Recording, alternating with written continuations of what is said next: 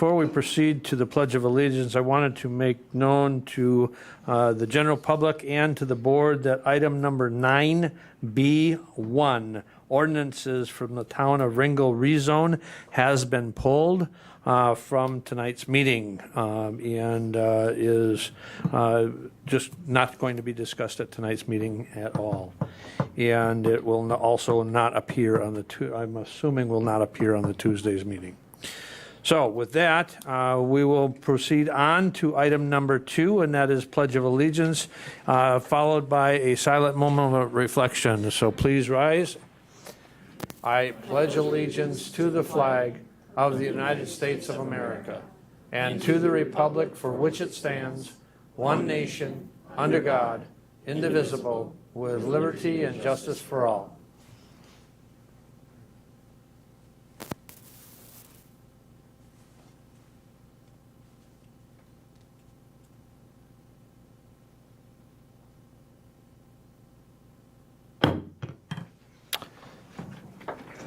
Thank you. We'll have the reading of the notice, please. An educational meeting of the Marathon County Board of Supervisors will be held at the Marathon County Courthouse Assembly Room, 500 Forest Street, Wausau, at 6 p.m. on Thursday, July 18th, and the agenda was duly signed and posted. Thank you. I would like to request anyone in the audience and the board to please put your cell phones and any other electronic devices on silent as to not to be an interruption to the meeting. And I thank you for your indulgence. We'll move on to roll call and ask everyone to please sign in.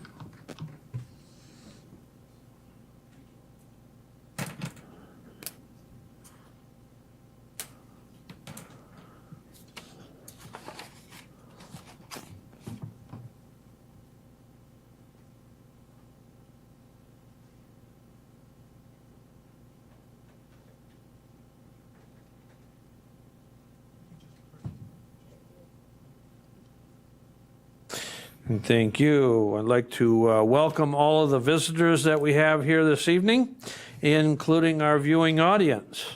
And thank you for your interest in county government. And we'll move on to public comment. And we have one individual who has signed up. And our public comment will provide 3 minutes of public comment for the individual. And that individual is Tyler Schaefer. So Tyler, please come up and address the chair with your comments.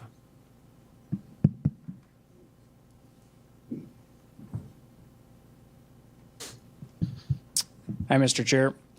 I'm Tyler Seehofer. Do I need to swear in? Or? No, you're just. Nope. So I have the text amendment on tonight's agenda for reconsideration. I just wanted to walk through that a little bit and I guess why it's there and why I think it's important. So I had purchased a property around 6 years ago. That property had not had active farming on it in over 30 years. It was vacant and just a residential thing owned by some people that the majority of the time were in Madison. I purchased that with the sole intent of farming. I reclaimed the farmland. I moved the house off to the edge of the 40. This house was a quarter mile off the road, right dead in the center of the farmland. I moved the house. I want to call out that I did this legally. I did it with all proper permits. And there's no issue with the house where it currently sits. Where the discrepancy comes in is I went to do what's called a farm consolidation, which is fairly common in the town of Marathon. Farm consolidation is just sectioning off a couple acres with a house so it can be separated from the farmland. And there's a few requirements for this. One of them is the house had to exist prior to January 1st, 2014. So I went to do this, and I was met with the answer that you either need to sell the entire farm that the property sits on, or you need to rent the house out. Where the issue came in is by moving the house, it was determined that it's now considered a new house. And being a new house, it violates the date of January 1st, 2014, and it no longer qualifies for farm consolidation. In Chapter 17, when you look at farm consolidation, there's absolutely no governance that dictates the situation.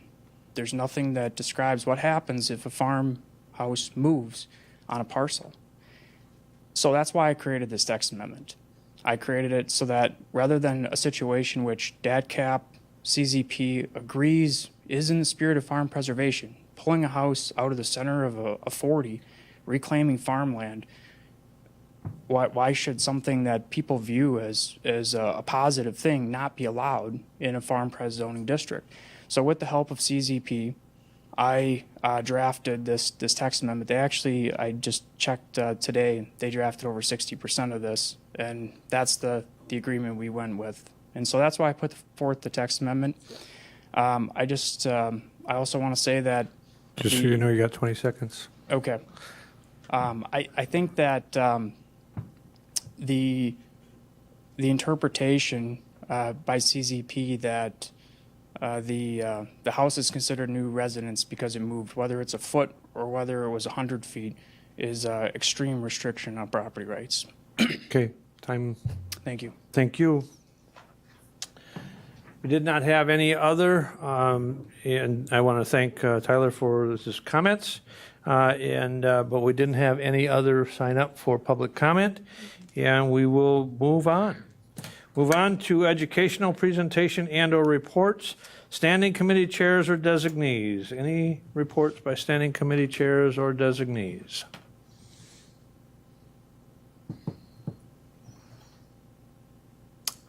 All right, we will move on to under item number 8B, the motion to reconsider a text amendment changes to the Code of Ordinances, Chapter 17 by Tyler Seehafer, recommended for denial by ERC, and I'd ask that the Corp Council explain the motion to reconsider and the process by which it is being brought forward.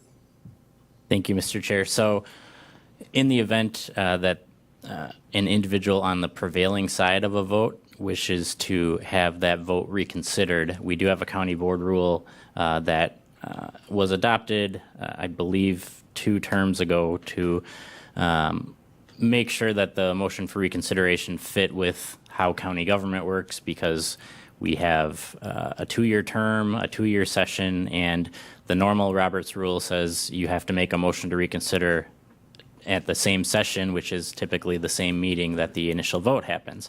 Our rule allows a supervisor who's on the prevailing side of the vote, so in this case, a supervisor who voted to support the ERC's determination in this particular case of this text amendment, that member can let the county board chair and the county clerk know of their intent to make a motion to reconsider.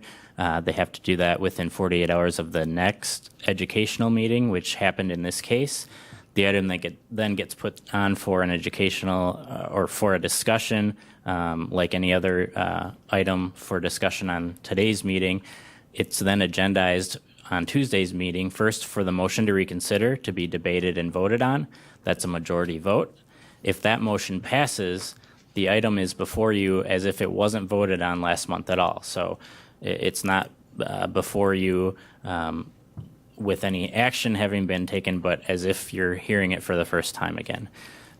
During your discussion tonight and regarding the motion to reconsider, discussion about that item should be discussion germane to the reconsideration, so germane to reasons for reconsideration, why you're in favor or against the reconsideration, that type of discussion. If the reconsideration passes, the item itself is back on the table, and then debate can flow there like it did last month. Okay, we have Supervisor Sandalski. Thank you, Mr. Chairman. There has been some misunderstanding by myself on this thing, and probably with some citizens and some other board members as well. After having many conversations with fellow citizens and Mr. Seehafer and doing some more research, I have come to the conclusion that Mr. Seehafer should have a second chance. He did the proper permits and the proper procedures of moving the home. And in the spirit of farming and farmland preservation, what Mr. Seehafer has done is improve this land for the farming usage. And we always got to look out what's best for the people we serve here in Marathon County. This text amendment also only applies to the movement of existing homes within one parcel, not for any new construction. As far as I'm looking at this, I don't foresee any harm to his neighbors, being that if he sold this house or whether he rented it, someone lives there, it ain't going to change the difference. So I think in the right mind, we should be looking out for our people here and for the farmers that grow our food for the people. Thank you. Supervisor Ritter, please. Thank you, Mr. Chairman. My district is very rural. I kind of joke with everybody. I have more white-tailed deer than I do people in my district. That's why it's such a big district. So, needless to say, I spent most of my afternoon receiving phone calls from my constituents. Every one of them is 100% in favor of us reconsidering Mr. Seehafer's text amendment change.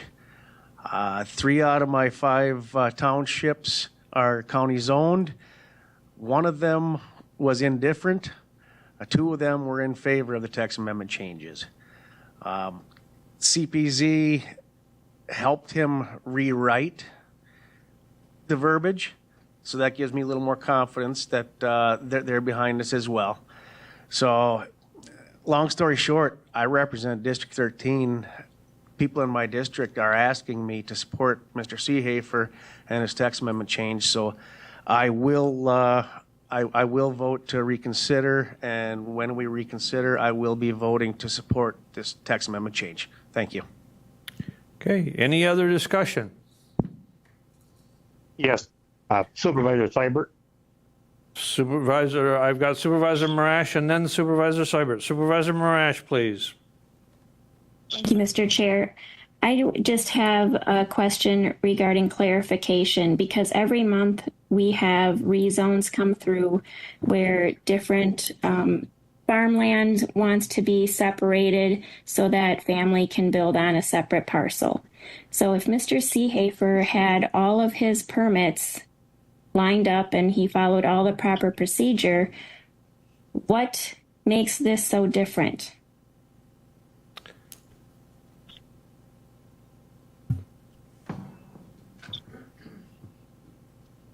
Shad Harvey, are you available? Yeah, thank you, Mr. Chair. Sorry, I was trying to get my mute button off. Thank you. Thank you. Yeah, so essentially, in the situation of Mr. Seehafer, he moved the house legally. He obtained a zoning permit to move the house. The text amendment is relating more to the farm consolidation aspect, which is basically the being able to split off the house from the parent parcel without requiring a rezone. That's something that's separate from the zoning permit. So somebody can get a zoning permit to move a house on a property. Once the house is picked up and moved, it has to abide by the current zoning code in place, which is why in this case he was disqualified from the farm consolidation aspect of it. The text amendment that is being discussed, essentially what it allows for is that since that house was already on that parcel, it was moved legally through a zoning permit, it would then basically make it legal to do a farm consolidation. So he essentially moved the house legally. It's just this text amendment would then allow him to split that house off from that larger parcel. Chad, Thank you for that. isn't there also the one distinct difference in this case? That parcel was under farmland preservation, where a fair amount of the rezones that are coming in parcels are not under farmland preservation. Would that be a fairly accurate statement? So a lot of the rezones that come through, you're correct, are not in farmland preservation. Farm consolidations right now in our code are allowed in farm preservation and general agricultural districts. So in this case, it was a farm preservation district that this was occurring in. Okay, Supervisor Seubert's Thank you. next. Supervisor Marash, you, go ahead. Chairman. I'm sorry, you had a follow-up? Sorry, I Okay, go. have a follow-up. So just for clarification, what are the repercussions for this property owner if the text amendment does not change? I can possibly address that as well. Chad, please. Yeah, so essentially, as far as repercussions, I don't know if I would call them repercussions. It's just the property would not be allowed to be split off using the farm consolidation process. It would need to go through our general rezone process, which would require a CSM to be created, and then it would get sent to the town, and then it would be brought back to the ERC committee. And it'd have to go through that process versus the farm consolidation process. There's no rezone required as long as you meet the requirements of the farm consolidation, and the parcel can be split off. Okay, thank you. Okay, thanks. Okay, Supervisor Seubert is next. Thank you, Chairman Gibb. I too am in favor of allowing this. And my reason is that they moved a 100-year-old house across the 40, put the driveway and the old foundation back in farming, which is basically 5 or 6 acres, took a 2-acre parcel, put the house on it. And by putting a new basement in, new foundation, doing a lot of work on this old house, it was considered a new house. And, I think if this passes, I think the board needs to go back to the beginning of this and take every step that was made by the town of Marathon, by different county boards, and then present it to the board. Thank you. Okay, any other discussion? Supervisor Poole. Supervisor Booth. May I ask what the ramifications are for other properties? Does this change in the text just apply to Mr. Seehafer, or would other farms in the county be able to take advantage of it? And is there a detriment to that? Corp Counsel first. Sure, so I can speak to the first part of that question. Because this is a text amendment, it's changing the text of your zoning code itself, so it would apply to any parcel that falls under farmland preservation. It wouldn't be limited to this particular parcel. As far as ramifications, I'm not the best person to speak to that. I don't know if Shad has anything to add. I can add on, I guess, ramifications a little bit.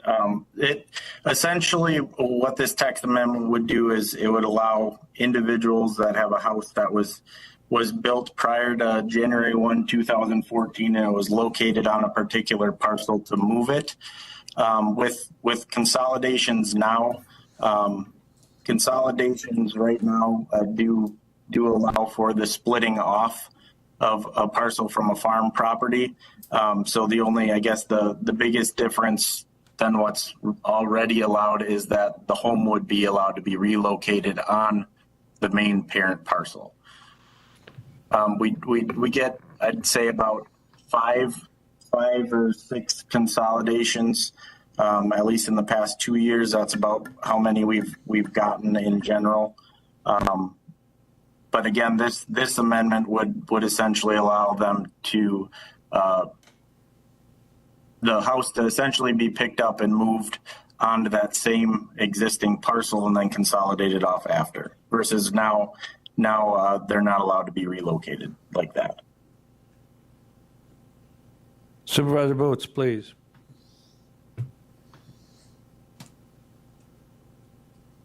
Supervisor Boots, you're on mute. Can you hear me? Mute. Can you hear me? I can hear you now. Go ahead, please. All right, thank you. So I guess I have a couple, concerns. First of all, I feel the owner probably knew this was in farmland preservation. And before doing any of that, sure, he could move the house, but he should have found out what the requirements were through farmland preservation. That's number one. Number two, the town of Texas, we are not under county zoning. And one of the reasons we did not go under county zoning is we didn't want the county telling us what to do. So this has gone through the town of Marathon, and it was denied.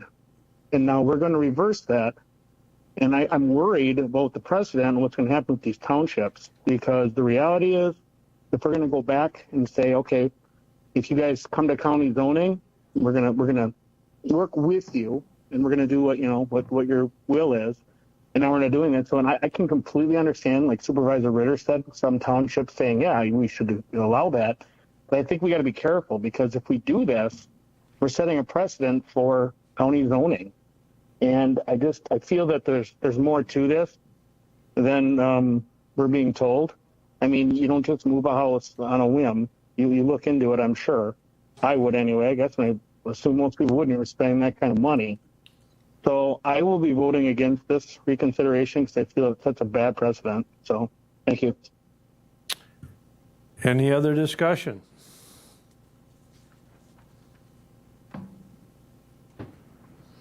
Okay, we will move on to item number 9, review and discussion of the Tuesday meeting agenda items. And that is item number 9A, appointments, Marathon County Local Emergency Planning Commission. Appointing Brian Kowalski of Wausau to the Local Emergency Planning Committee as the media representative for a 2-year term that will expire at the 2026 organizational meeting. Any discussion on that appointment?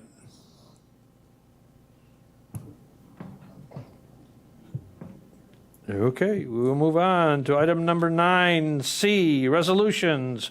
9C1, Environmental Resources Committee. 9C1A is the Town of Knowlton rezone. Tim Vreeland for Keith Zimba. Resolution 30-24. Any discussion?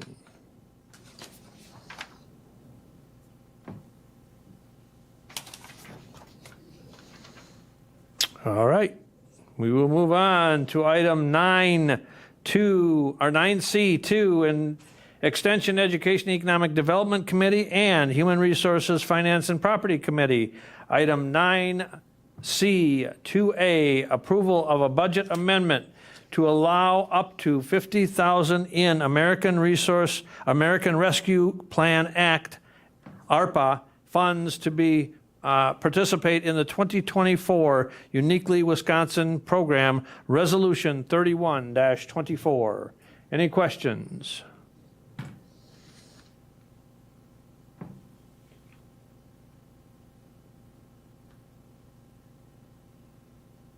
Okay, moving on to item 9C3, Human Resources, Finance and Property Committee.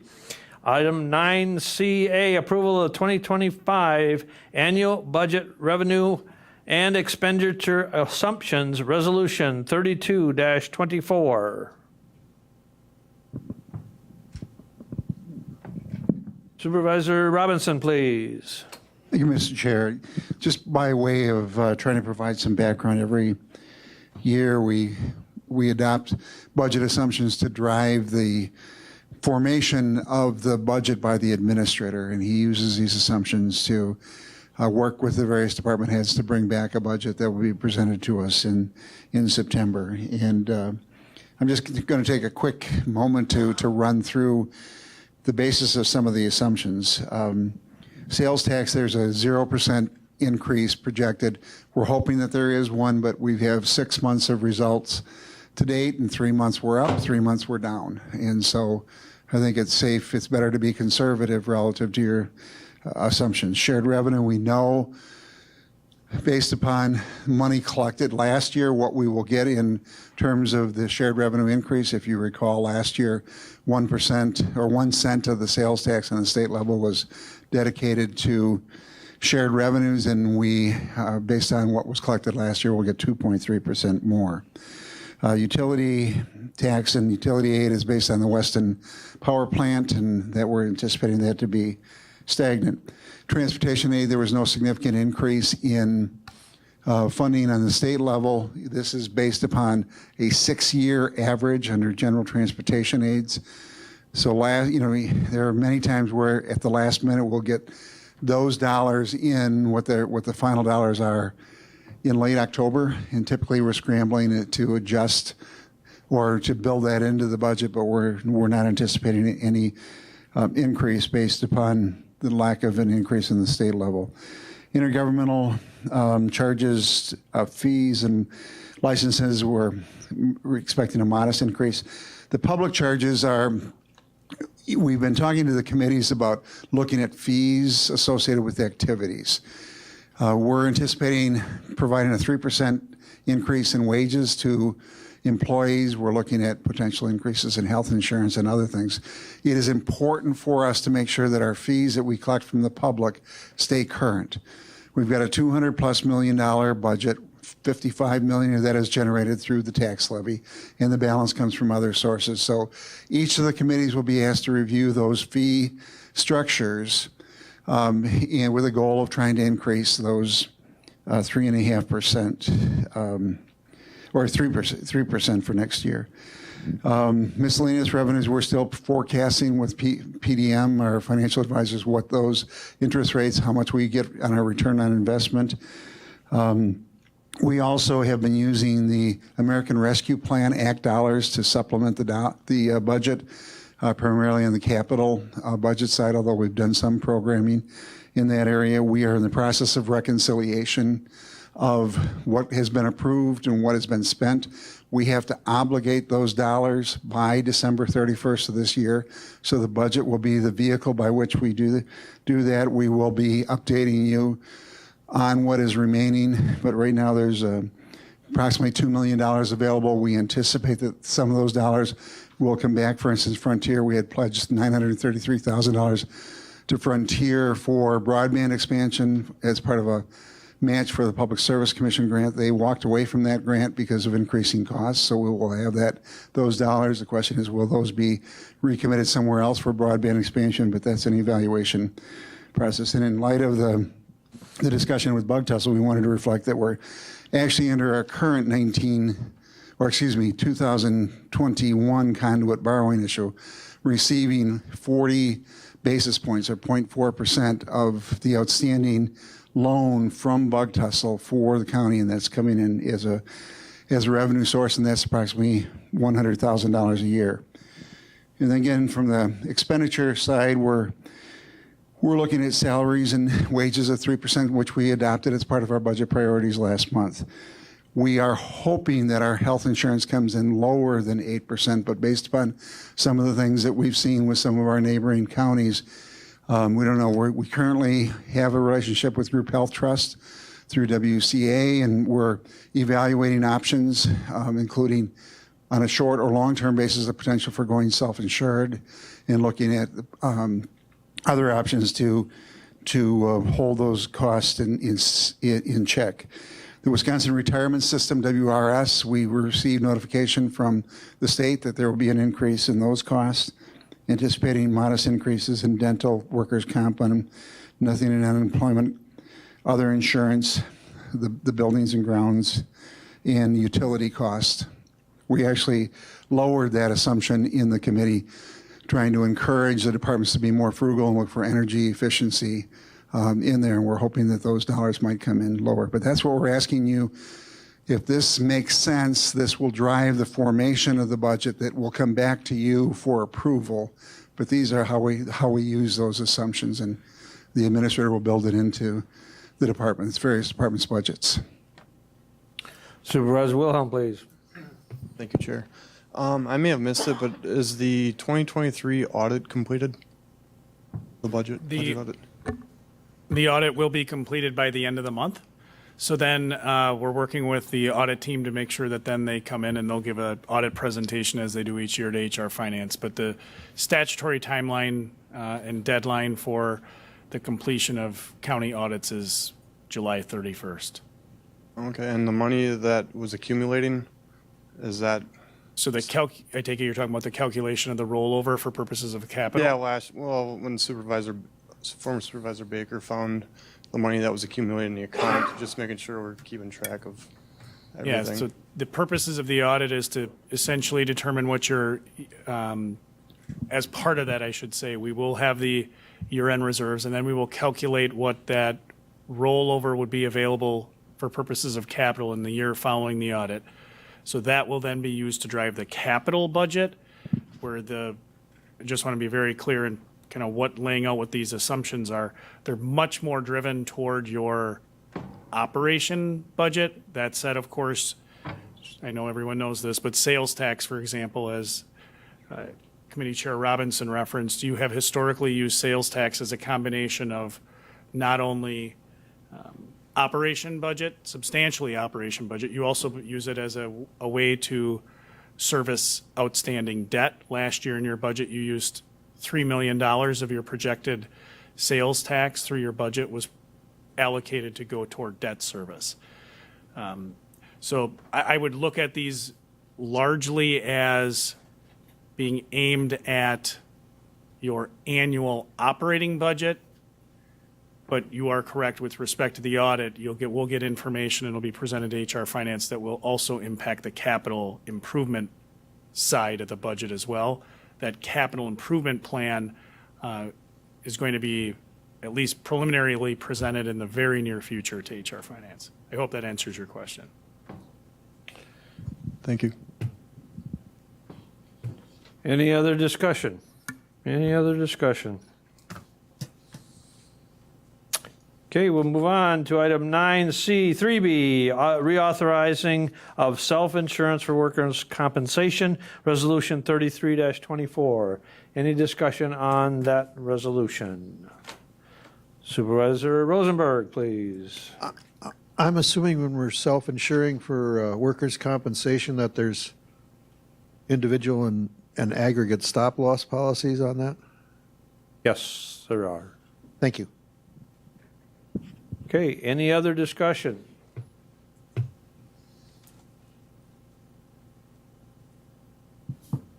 All right, we're down to item number 10, announcements and/or requests.